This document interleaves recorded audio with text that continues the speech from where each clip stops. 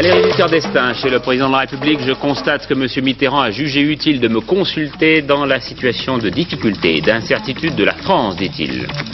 Ronald Reagan, à Antenne 2, nous parle de la situation au Salvador après le meurtre d'un conseiller américain là-bas, ainsi que de ses positions avant Williamsburg.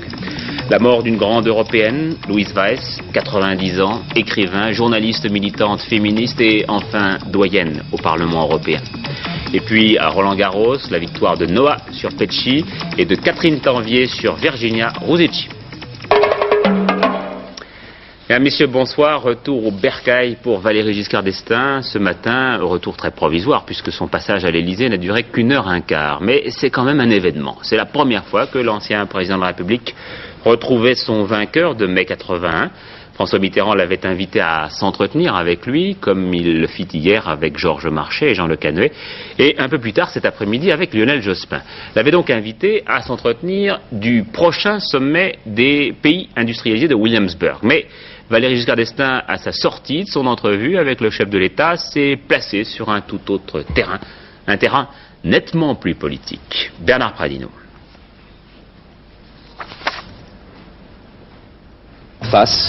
Il y avait beaucoup de monde ce matin à l'Élysée pour attendre l'arrivée de M. Giscard d'Estaing. Le président battu en 81 n'était pas revenu ici depuis cette date. L'occasion, aujourd'hui, était sérieuse. Parler des affaires de la France avant le sommet de Williamsburg. Consultation qualifiée de normale par l'Élysée.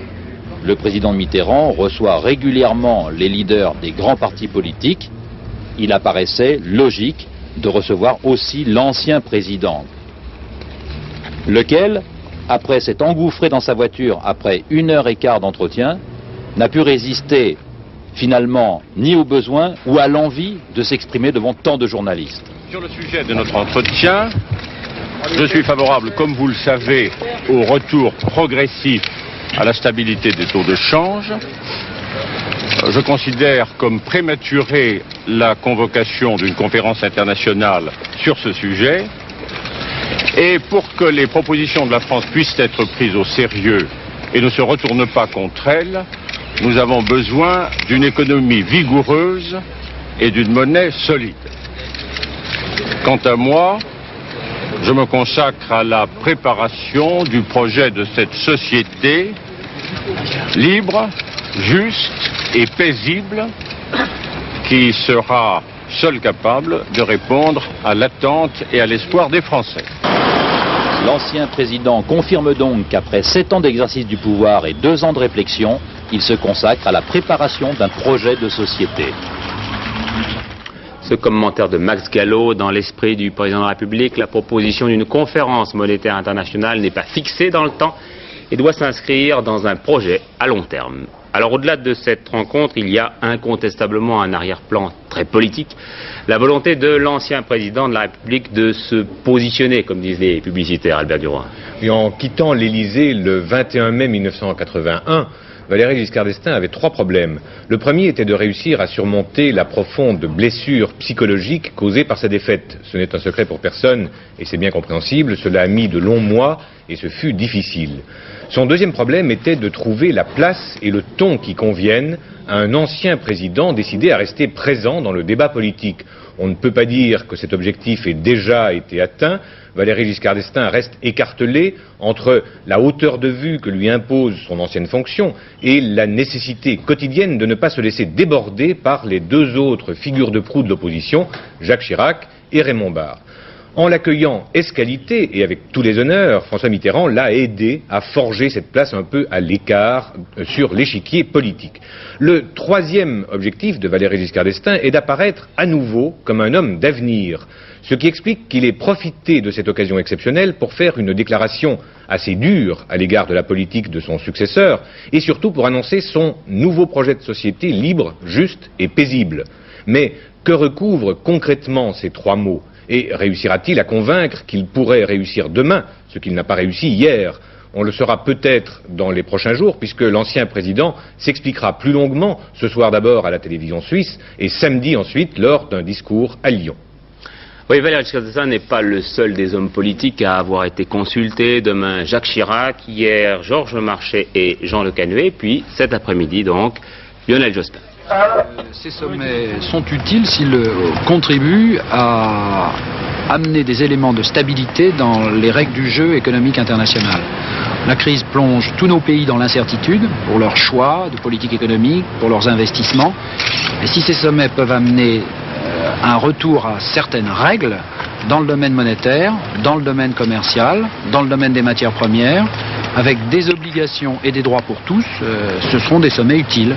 Mais on avance prudemment, on avance lentement, disons.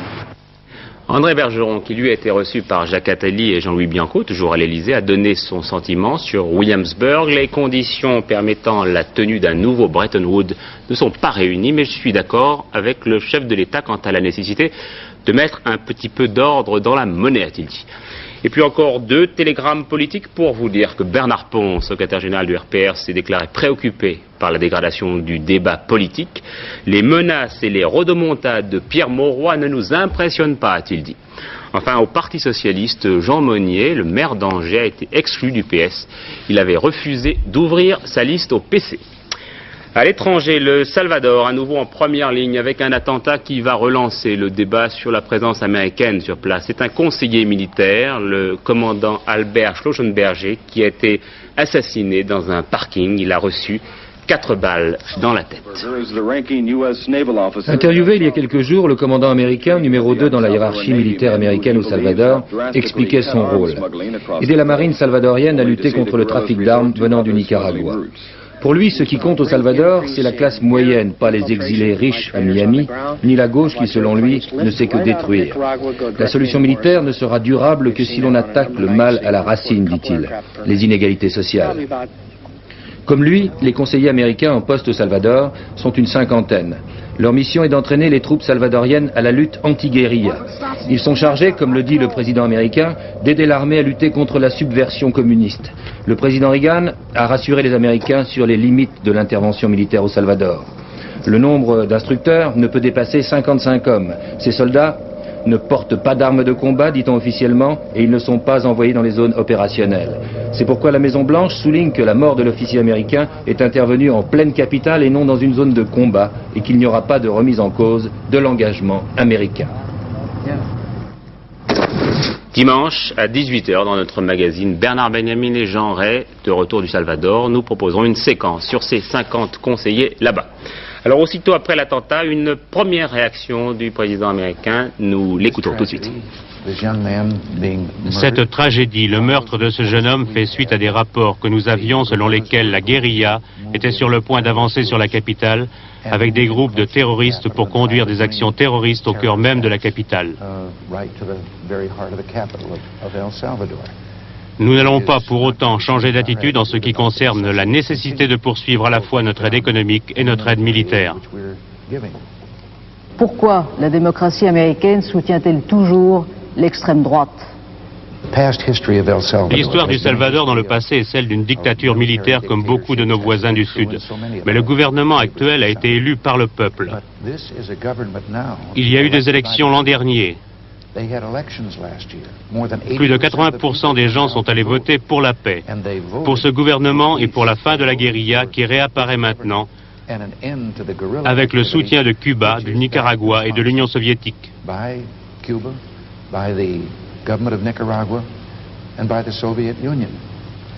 Notre aide dans cette région est pour les 3/4 économique, afin de les encourager à réaliser des réformes démocratiques. 1/4 de notre aide est militaire et nous continuerons sur ces bases-là.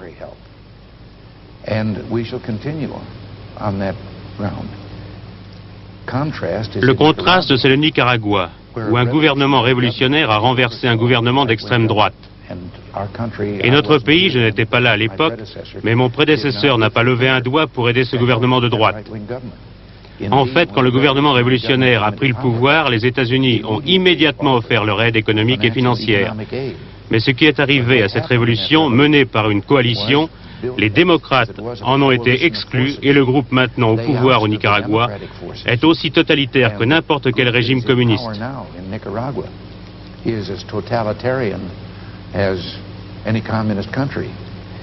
Et ils soutiennent la guérilla qui cherche à renverser le gouvernement démocratique du Salvador. Et la guérilla qui se bat au Nicaragua ne représente pas l'ancien régime. Ce sont d'anciens alliés de la révolution qui veulent rétablir les objectifs de départ, c'est-à-dire la démocratie et les élections.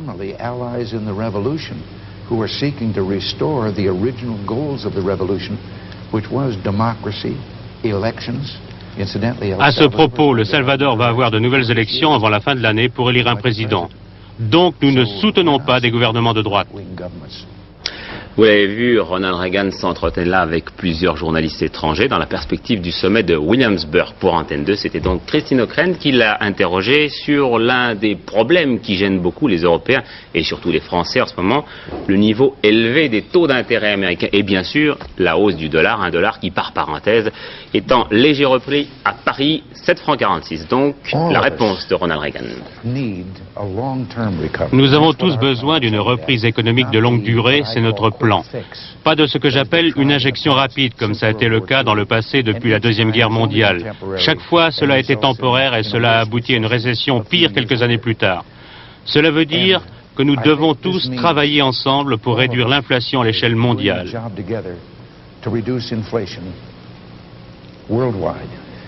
Nous avons traversé la plus longue période d'inflation mondiale de l'histoire, dans le monde entier.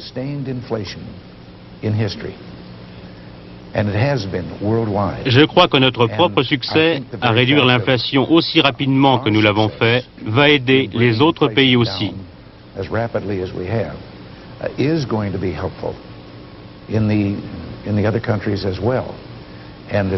Et aussi longtemps que nous pouvons continuer dans ce sens. Pas des injections rapides, mais chacun de nous cherchant à réussir une reprise à long terme. Malheureusement, la dernière chose qui guérisse de l'inflation, c'est la situation de l'emploi. Mais même là, il y a maintenant des signes. Et ça, c'est notre but ultime à tous, remettre tous ces gens au travail. Monsieur le Président, vous avez affirmé plusieurs fois que la France est votre meilleur allié, en tout cas sur les questions de défense. Alors pourquoi répondre, comme vous le faites, par l'indifférence ou la condescendance à l'inquiétude française et européenne en ce qui concerne la montée du dollar et de vos taux d'intérêt? Est-ce que les États-Unis peuvent véritablement prétendre à imprimer leur influence politique à l'Occident s'ils n'assument pas enfin leurs responsabilités économiques? Nous ne négligeons pas nos responsabilités économiques. Nous n'avons pas réclamé un dollar fort. La force du dollar tient à notre succès à réduire l'inflation dans notre pays en comparaison avec les taux d'inflation dans les autres pays.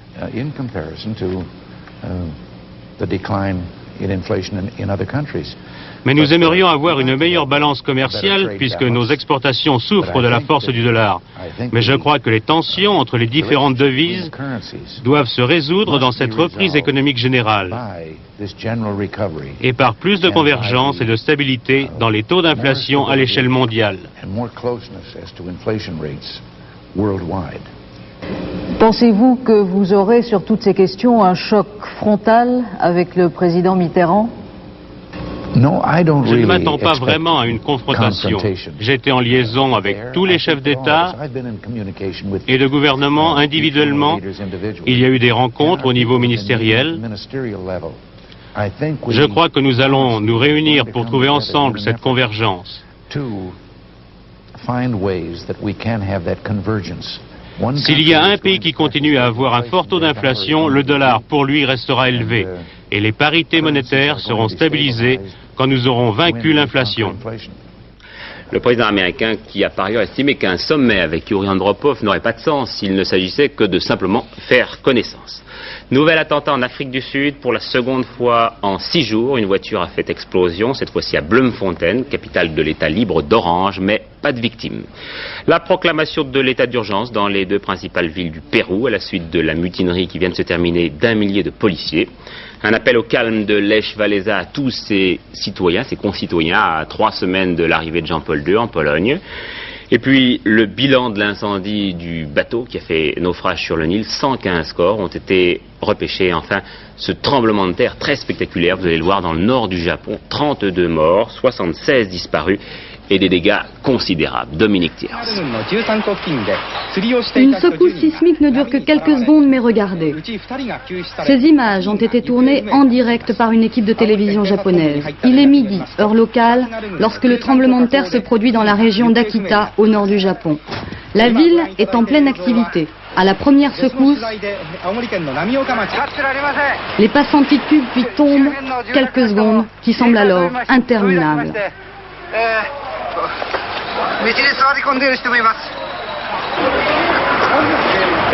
Routes, voies ferrées, téléphones, toutes les liaisons ont été interrompues pendant plusieurs heures. Quelques minutes après le séisme, un raz-de-marée soulève d'énormes cargos et plus loin, à une quarantaine de kilomètres d'Akita, une vague déferlante a emporté 43 enfants qui jouaient sur la plage. On ignore encore le bilan définitif du séisme, les autorités annoncent 32 morts et 76 disparus. Depuis 1939, il n'y avait jamais eu de tremblement de terre aussi fort dans cette région. En France, la persistance du mauvais temps préoccupe très sérieusement les agriculteurs. La FNSEA a attiré l'attention des pouvoirs publics sur les dommages causés par les inondations, notamment dans la région Rhône-Alpes et en Lorraine, la Lorraine, d'où reviennent nos envoyés spéciaux Jean-Claude Darigo et Daniel Maillot. Ah, vous savez, hein, je comprends pas. Depuis que la rivière a été draguée, depuis qu'ils ont fait le travail là, on a des machins comme ça. Troisième fois cette année. Ça va déjà, hein. Alors la première fois, 1,10 m dans la cave, la deuxième fois 2,20 m, puis cette fois-ci on l'attend, mais combien? Vous avez des problèmes d'assurance? Bah l'assurance, oui. La première fois j'ai fait la déclaration à l'assurance, on m'a remboursé 220 francs. Et puis il faudrait faire comme les assurances disent, dans la cave il faut rien mettre à cause des inondations, et dans la mansarde il faut rien mettre à cause de l'incendie. Ça fait qu'on vit que dans la cuisine, ça fait comme ça on est tranquille. Tous les riverains de la Meurthe et de la Moselle sont loin d'envisager la situation avec cet humour. Depuis 24 heures, devant la montée progressive des eaux, 20 cm par heure, les industries implantées au bord des rivières commencent à déménager les machines ou à les mettre sur cale. Les agriculteurs voient disparaître progressivement leurs cultures sous 30-50 cm d'eau. Dans une région très éprouvée par les problèmes économiques, cette crue prend des allures de catastrophe. La pluie tombe sans arrêt et rend encore plus difficile la circulation routière, coupée par ailleurs en plusieurs endroits. À Nancy, ce sont les bas quartiers qui sont les plus éprouvés. Dans plusieurs secteurs qui regroupent des familles plus démunies à cause du chômage, les maisons en préfabriqué, les roulottes n'ont pas résisté longtemps à la brusque montée des eaux. Durant la nuit dernière, malgré les efforts conjugués des voisins, on a dû renoncer à sauver meubles ou cuisinières à gaz. Depuis, on se regroupe dans quelques maisons plus solides. On avait peur, on a monté tout sur hauteur, on a essayé de faire tout ce qu'on pouvait. Hein. On a aidé certaines personnes et puis, comme on est beaucoup ici, hein, dans les maisons. Vous habitez dans ce coin? Oui. Vous avez combien d'eau chez vous? 30 cm. 30 cm dans la cave ou déjà dans la maison? Non, dans l'appartement. Les conditions atmosphériques sur la région ne deviendront, paraît-il, meilleures que dans 48 heures. Les Lorrains sont à l'affût des informations. Pour le moment, la Meurthe et la Moselle montent encore. Les associations d'agriculteurs ont commencé clairement à poser le problème des indemnités. Mais qui paiera les dégâts des eaux dans les villes et les villages quand on sait que les compagnies d'assurance ont déjà dit non? En France, le personnel non médical ne participera pas à la désignation des médecins-chefs des hôpitaux publics, contrairement à ce qui avait été envisagé par Jacques Ralit, son successeur au ministère de la Santé. Donc Edmond Hervé est revenu sur ce projet. Les mesures destinées à économiser 4 milliards de francs à la sécurité sociale seront annoncées dans quelques jours, mais d'ores et déjà, Pierre Bérégovoy a dit à Guy Schwartz que parmi elles figurerait la réforme des frais de séjour hospitaliers. Il a même précisé ceux qui n'ont pas les moyens ne doivent pas payer, ceux qui ont des possibilités financières peuvent éventuellement apporter leur contribution. Côté syndical, une journée d'action de la CFDT aujourd'hui, journée d'action dont nous rend compte Laurence Auervin. Des arrêts de travail, 24 heures dans les PTT, une demi-journée aux finances, 4 heures à l'EGF, des manifestations et des rassemblements, comme ici à Paris. La journée d'action de la CFDT avait pour thème la réduction de la durée du travail pour créer des emplois. Mettre au centre de nos priorités l'emploi, c'est aussi concrétiser notre désaccord avec le contenu de l'actuel plan de rigueur, qui relève d'une logique trop monétariste, qui sacrifie l'emploi et donc ne répond pas entièrement aux nécessités de l'heure. Qu'est-ce que la CFDT a voulu obtenir concrètement par cette journée d'action?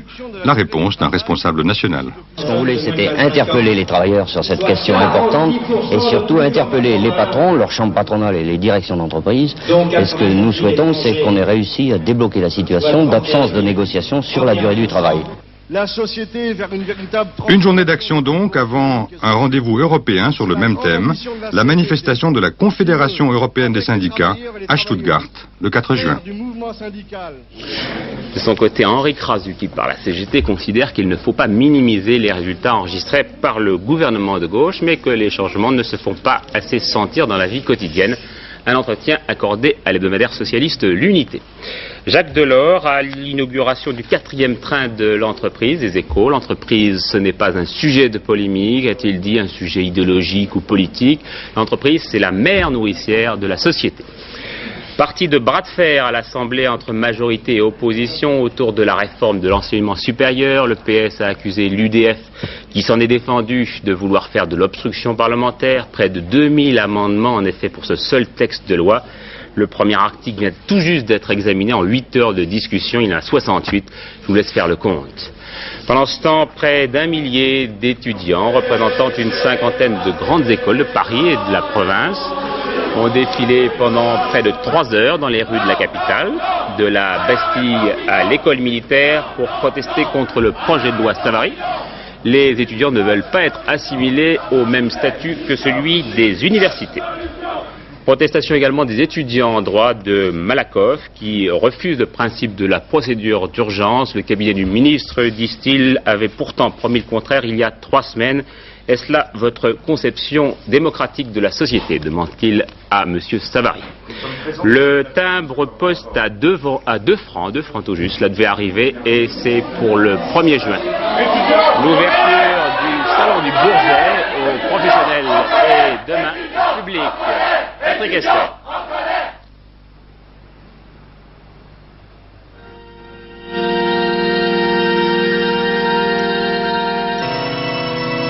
Ce satellite qu'on voit sur ces images en cours d'assemblage, c'est Exosat, un engin capable d'observer et de mesurer les rayons X qui se propagent dans l'univers. Avec ce satellite, les Européens se trouvent les mieux équipés techniquement pour comprendre comment vit et meurt une étoile. Peut-être va-t-on enfin savoir, grâce à ce satellite scientifique, ce que sont les fameux trous noirs dans lesquels semblent s'engloutir les étoiles. Cela fait déjà plusieurs mois que ce satellite attendait pour être tiré. Propriété de l'Agence spatiale européenne, il devait être placé en orbite à 200 000 km de la Terre par la fusée européenne Ariane. Seulement, à la suite de l'échec d'Ariane le 10 septembre 82, le calendrier européen a pris tellement de retard que, comble de l'ironie, il a fallu avoir recours à une fusée américaine Delta pour effectuer avec succès cet après-midi la mise en orbite d'Exosat. Les Américains, qui sont maintenant tout à fait à l'aise pour lancer ce type de satellite, ont même tiré avec une précision telle que la vie du satellite va s'en trouver prolongée de 50%. Ariane, elle, doit toujours être lancée le 16 juin. Actuellement présentée au Bourget en face de la navette, elle n'a plus droit à l'erreur. D'autant que les Américains s'apprêtent à lancer sur le marché commercial les fusées Titan, jusqu'ici réservées aux militaires. Et ce matin au Bourget, le fabricant Martin Marietta déclarait aux journalistes et à ses clients potentiels: nous avons tiré 122 Titans, 119 avec succès. Ariane en 5 tirs a connu 2 échecs. Sans commentaire. La mort d'une grande dame, pour l'instant, une dame Louise Weiss, difficile de résumer une vie de 90 ans, journaliste, écrivain, cinéaste, militante, féministe, bien avant l'heure. C'est un sujet que nous présente Jean-Pierre Bianchi.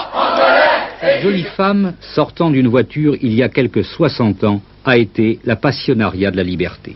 Elle s'appelle Louise Weiss, est née en 1893 d'une famille de bourgeois alsaciens émigrés dans le Nord. Après de brillantes études, elle fonde le mouvement Femmes Nouvelles qui combat pour obtenir le droit de vote en faveur du sexe dit faible. Quand Léon Blum lui propose en 1936 d'entrer dans le gouvernement de Front Populaire, cette forte personnalité préfère continuer seule la lutte pour ses idées, l'idée européenne, la paix et bien entendu les droits de la femme. Grand-mère du MLF, elle a débattu avec les hommes d'État de son époque, Briand, Cachin, Herriot. Et c'est à elle qu'on doit le premier projet de vote des femmes, définitivement acquis après-guerre. L'horreur de la guerre la hantera toujours. Elle avait participé à tous les défilés, toutes les entreprises favorables au rapprochement entre les peuples. Étonnant personnage qui, sa vie durant, s'est rebellé contre les conformismes, l'indifférence ou l'intolérance et a été à contre-courant des idées de son temps. Car il fallait du courage pour prêcher en 1925 la réconciliation franco-allemande, comme pour prendre dès 1940 la direction du journal clandestin La Nouvelle République. Louise Weiss a été infatigablement de ces combats-là. Le succès était venu couronner tant d'efforts. Élue députée à l'Assemblée des communautés européennes, c'est elle qui, doyenne, avait ouvert en juillet 80 les travaux de l'organisme dont elle rêvait depuis toujours et qui, à 87 ans, pouvait conclure.